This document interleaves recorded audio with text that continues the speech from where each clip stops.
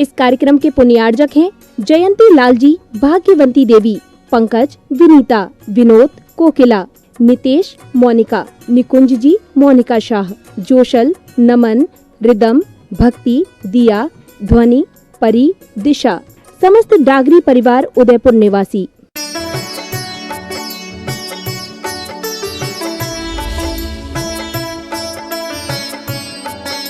गणधर वाले की आराधना।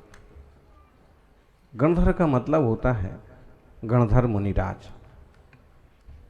गण को धारण करने वाले आचार्य श्री। नमन है सर्व गणधर को, जिन्होंने कर्म अरिनासे, नमन उन रिद्धियों को भी जिन्होंने आत्मगुण भासे। अब सोच रहे होंगे कि ये विधान ही क्यों रखा। यहां के कार्यकर्ताओं ने विधान को आज के दिन इसका ही नंबर क्यों रखा, क्योंकि ये विधान कभी भी किया जा सकता है, लेकिन जब किसी जीव की दीक्षा होती है तब ये गणधर विलय विधान जरूर किया जाता है। रिद्धिधारी मुनिराजों की आराधना है, इसमें गुरुजनों की आराधना है, इसमें पूर्व के गुरु भी सम्मिलित हैं और वर्तमान के गुरु भी सम्मिलित हैं। उन सब से प्रार्थना की जाती है कि इस अद्भुत मार्ग पर मुझे भी चलना है, मेरा भी हित हो, मेरा भी कल्याण हो। और ऐसे मुनिराजों के लिए अर्घ्य चढ़ाए गए। यह मानव तन अनमोल रतन, पा विषयों में मत फंस जाना, भव सिंधु अगर तरना चाहो, जिन चरण शरण में आ जाना। भव सिंधु अगर तरना चाहो, जिन चरण शरण में। बहुत कीमती है ये मानव तन, ये अनमोल रतन है, इसे पाकर के विषयों में मत डूब जाना। आज सारी दुनिया विषय वासना के पीछे भागी जा रही है। ये चाहिए, ये चाहिए, सब कुछ चाहिए, और सब कुछ चाहेंगे आप, लेकिन आपके साथ जाएगा कुछ भी नहीं। मिल भी गया, अशांति और आकुलता के अलावा क्या हाथ लगता है। इसलिए ज्ञानी कहते हैं कि हे मानव तन अनमोल है, विषयों में मत फंस जाना। हम तो कहते हैं कोई सौभाग्यशाली जिंदगी के आखिरी पड़ाव में भी अगर दीक्षा और संन्यास लेता है तो वो भी सौभाग्यशाली है। इतनी उलझनों के बाद भी उसने अपने आप को सुलझा लिया। लोग बाल ब्रह्मचारी दीक्षार्थियों की विशेष अनुमोदना करते हैं, करना चाहिए कि संसार का जंजाल देखे बिना ही, और उन्होंने उस मार्ग को अपनाने का साहस बनाया। लेकिन गृहस्थी के जंजाल से निकल करके साधना के मार्ग पर चलने वाला उनसे कम सूरमा नहीं है। वो तो उलझे नहीं थे, कोई अच्छा भाग्य था और निकल गए, लेकिन ये तो इतनी उलझने हैं, काका भी हैं, चाचा भी हैं, साले भी हैं, बहनोई भी हैं। उनको मनाने वाले, मना करने वाले तो केवल माँ बाप थोड़े से लोग थे, इनको मना करने वाले पूरी फौज है। हाँ, संघ में एक छुल्लक जी हैं, जब उनकी दीक्षा की बात आई तो पूरा गांव इकट्ठा हो गया, पूरा गांव, और सब ने अपने अपने तरह से मनाया। जो अजैन लोग थे उनने कहा कि दादाजी आप चले जाओगे तो पंचायत कौन निपटाएगा।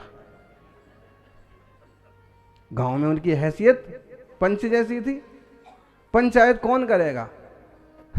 उन्होंने, सब लोगों ने उनको समझा बुझा करके आखिर रोक लिया। फिर उन्होंने कहा जो भी है आपकी बात मान लेता हूं, नहीं लूंगा दीक्षा, लेकिन दीक्षा देखने तो जरूर जाऊंगा। और जब दीक्षा देखने के लिए आए कि सब छोटे बड़े सब अपने अपने हिसाब से बैठे हैं और आग्रह कर रहे हैं, दीक्षा होने वाली हैं और बस कल परसों, तो उन्होंने कहा कि अब जो भी होगा आप महाराज जी, मुझे देखो मेरी दीक्षा पक्की थी, गांव वालों ने मुझे दिग्भ्रमित कर दिया इसलिए मैं भूल गया, लेकिन मुझे दीक्षा तो लेना ही है, आप मुझे दीक्षा दो। अब परखे हुए श्रावक थे, अच्छे श्रावक थे, तो हमने कहा फिर गांव वाली मनाने आएंगे, फिर क्या करोगे? उन्होंने कहा अब जो भी है, गांव वालों की पंचायत के पीछे मैं अपना भाव थोड़ी बिगाड़ूंगा, उनकी पंचायत वो करें, मैं अपनी साधना करूंगा। आज बढ़िया साधना कर रहे हैं। सौभाग्यशालियों, दुनियादारी की पंचायत तो लगी हुई है। इस पंचायत के प्रपंच से निकल करके आत्मस्वरूप तक पहुंचना जीवन का बहुत बड़ा सौभाग्य है। रिद्धिधारी मुनिराज ऐसे अद्भुत मुनि होते थे। 48 रिद्धियों के नाम आप सुनते हैं, रिद्धि मंत्रों को सुनते हैं। हम सोचते हैं कि आज अपन रिद्धि मंत्रों का थोड़ा थोड़ा सा अर्थ समझ लें। बहुत लोग शांति धारा में भी इस मंत्रों को बोलते हैं, बहुत लोग इसका पाठ करते हैं। और इस मंत्रों की महिमा में ऐसे लिखा है कि इन मंत्रों का जाप और पाठ करने वालों के सारे दुख, सारे कष्ट नष्ट हो जाते हैं, भूत प्रेत आदि की बाधाएं भी दूर हो जाती हैं। इसलिए बहुत लोग इनका जाप पाठ करते हैं। नमो जिनानम बोलते हैं तो हृदय की ग्रंथियां खुल जाती हैं। नमो अरिहंताड़म तो है ही महामंत्र, नमोकार मंत्र तो महामंत्र है ही। नमो अरिहंताड़म, नमो सिद्धाड़म, नमो आयर्याणम, नमो वज्रायाणम, नमो लोये, इससे बड़ा कोई मंत्र नहीं है। लेकिन इसी मंत्र का विस्तार कहिए। छठखंडागम में सबसे पहले मंगलाचरण जो हुआ है, महान ग्रंथ का छठखंडागम का जो प्रथम मंगलाचरण है, कौन सा है वो? नमोकार मंत्र। फिर मध्य मंगल है, फिर एक बार आया मंगलाचरण, वहां ये रिद्धि मंत्र आए हैं, नमो जिनानम। इन रिद्धि मंत्रों के माध्यम से बंधन किए। नमो जिनानम, जिन्होंने इंद्रियों को जीता है, जिन्होंने कसायों को जीता है, जिन्होंने वासनाओं को जीता है, ऐसे जिन्हों के लिए नमस्कार हो। अभी इसमें आएगा घोर तपरिद्धिधारी मुनिराज।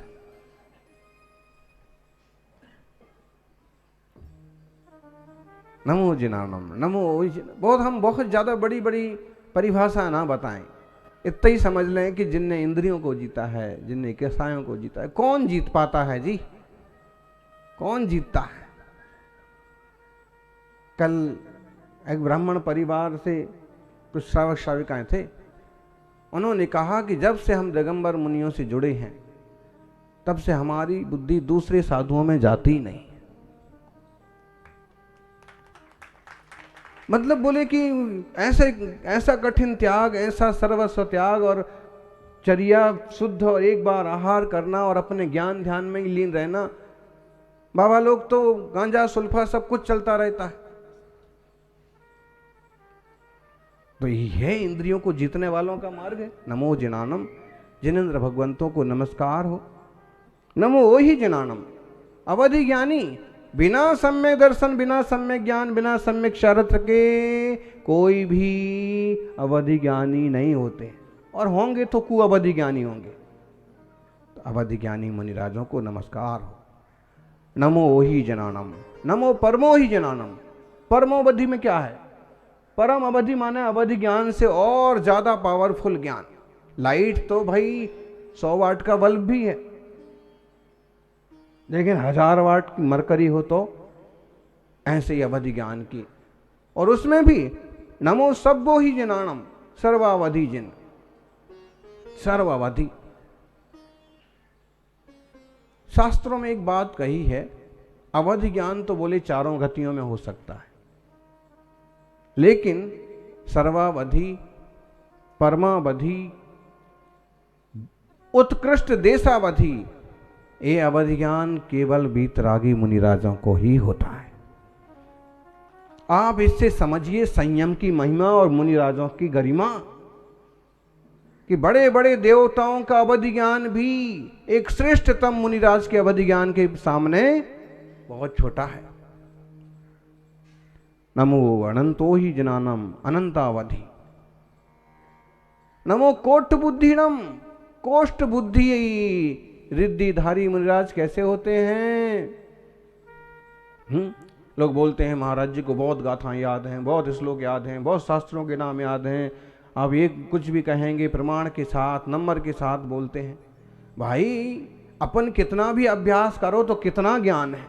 एक कोष्ठ रिद्धिधारी मुनिराज होते हैं कि उनको हजारों शास्त्र द्वादशांक का ज्ञान हो, बहुत बड़े बड़े, और उनके जैसे हर कोठे में अलग अलग चीज रखी ना है, इस कोठे में ये रखा है, इस कोठे में आपका मसालदान ले लो, मसालदान, मसालदान किसे बोलते हैं? ये से उदाहरण जल्दी समझ में आते हैं। अब उसमें आप 10 तरह की चीजें रखी हैं, लेकिन वो 10 तरह की चीजें आप इस ढंग से रखी, इस ढंग से वो डिब्बा है कि वो मिक्स नहीं होती हैं, है ना। ऐसे ही वो मुनिराजों को हजारों शास्त्रों का ज्ञान है, लेकिन उनकी ज्ञान इतना पैना है कि वो ज्ञान एक दूसरे के मिक्स नहीं होता है। जो जहां जैसा है वो वैसा ही उनके ख्याल में रहता है, वैसा ही बोलते हैं। आप तो 10 भी शास्त्र का कहेंगे कि समय सार की 6वीं गाथा में लिखा है कि मुनि न प्रमत्त होते हैं, न अप्रमत्त होते हैं, आत्मा न प्रमत्त है न अप्रमत्त, लेकिन वो सारी द्वादशांग में से बता देंगे। ऐसे कोष्ठ बुद्धिधारी मुनिराज, ऐसे मुनि होते थे। कोई स्कूल में नहीं पढ़ने जाते थे, तपस्या करके ज्ञान चमक जाता है। सज्जनों, कोष्ठ बुद्धि मुनिराज भी होते हैं बीज बुद्धि मुनिराज। बीज बुद्धि कैसे होते हैं? बोलो जी महाराज जी। बीज बुद्धि मुनिराज, जैसे एक बीज बोया आपने और वो एक बीज पौधा बन गया, पेड़ बन गया, ढेरों फल लग गए, ऐसे ही उनको इतने से अक्षर का या थोड़ा ज्ञान कराया हो, ज्ञान प्राप्त हुआ हो, लेकिन वो ज्ञान ऐसे बढ़ता जाता है, बहुत विशाल हो जाता है। बीज बुद्धि मुनिराज, उनको नमस्कार हो। नमो पादानुसारिणम या पदानुसारिणम। ऐसे कैसे मुनिराज होंगे? एक पद को जान करके पूरा ग्रंथ सुना देंगे, बोल देंगे, ज्ञान में आ जाएगा। उनने से आपने सिर्फ किताब का नाम बोला, वो पूरी किताब बोल देंगे। ऐसे कैसे हो सकता है? ऐसे उनका ज्ञान का क्षय उपशम, ऐसे उनका तप का फल। पदानुसारिणम। नमो सम्मिन्न सोदाराणम। समझना, सम्मिन्न सोदारण मतलब क्या? आप तो देखो, आप अगर 2 जने भी बात करें तो आप दोनों की बात एक साथ नहीं सुन सकते, लेकिन आप बोलते भी हैं कि भाई तुम चुप हो जाओ ना, इनको बोल लेने दो, इनका सुन लेने दो। लेकिन ये संभिन्न श्रोतृत्व मुनिराज होते हैं ना, चक्रवर्ती की पूरी सेना हो, जानवर हो, कोटि 18 घोड़े, 84 लाख हाथी, इतनी पदाती सेना, वो पूरी सेना में अगर कोई कुछ भी बात कर रहा है और अगर वो मुनिराज अपना ज्ञान लगाएं तो अपने संभिन्न श्रोतृत्व के बल पर वो कौन क्या कह रहा है ये निर्णय कर सकते। या कोई विषय होता तो बता देते कि भाई आप ये कह रहे थे तो आपने ऐसा क्यों कहा।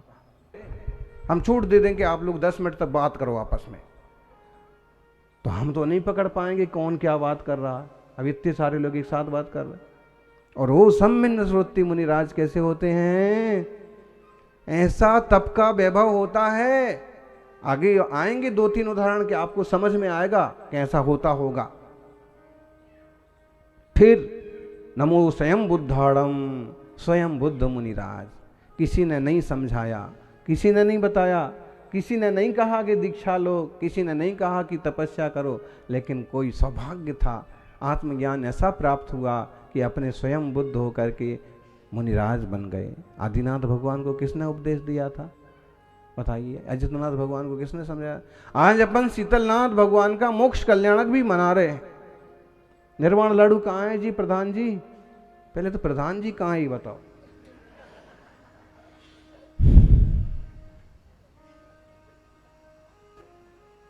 अब निर्वाण लाडू चढ़ाएंगे, समझ लो, शीतलनाथ भगवान का।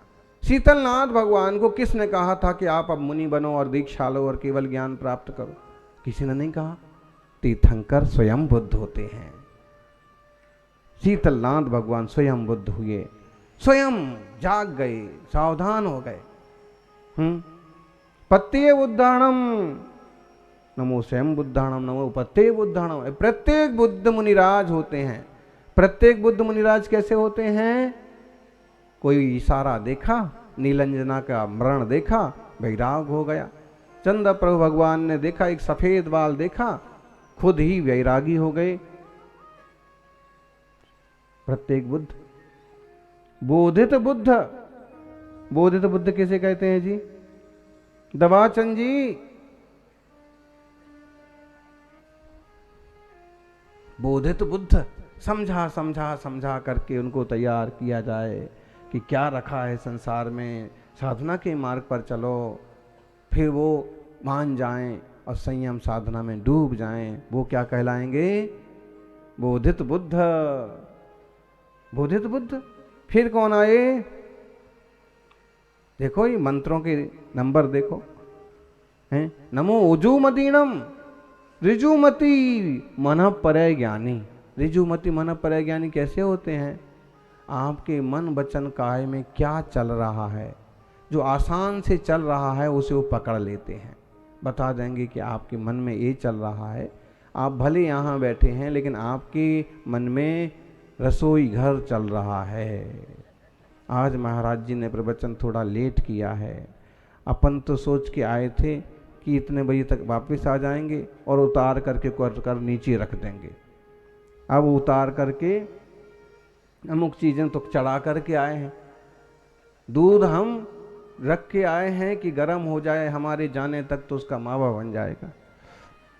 कुछ भी चल रहा हो सकता है, सबके अपने अपने विकल्प होते हैं।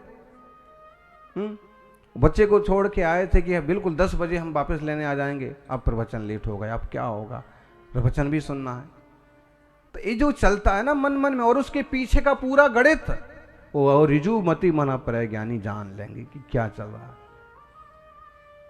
और विपुल मति की तो बात ही अलग है। कहां गए विपुल मति?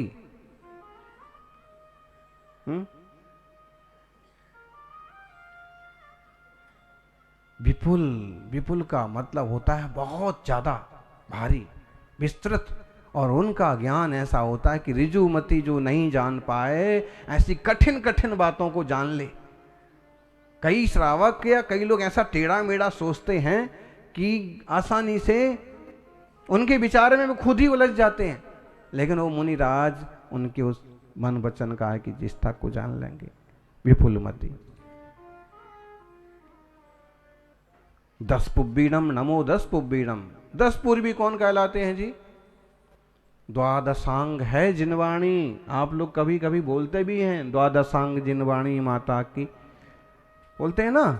इसमें 11 अंग तो सेपरेट है, लेकिन 12वां अंग में काफी विस्तार है, और उस 12वें अंग के 5 भेद करे। कौन कौन से 5 भेद? देखो आप जो है बेचैनी मत करो, अगर खूब इच्छा है तो भले चले जाओ, नहीं तो बैठो शांति से सुनो। चल ही दिए।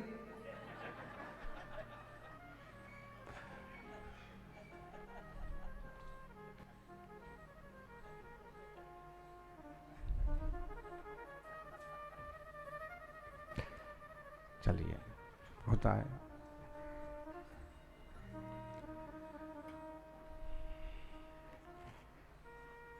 क्या कह रहे थे? 5 भेद कौन बताएगा? परिकर्म, पूर्वगत, सूत्र, प्रथमानुयोग, चूलिका, ऐसे उसके 5 भेद हैं। और इन सबों के भी भेद हैं। प्रथमानुयोग का कोई भेद नहीं है, सूत्र का भेद नहीं है।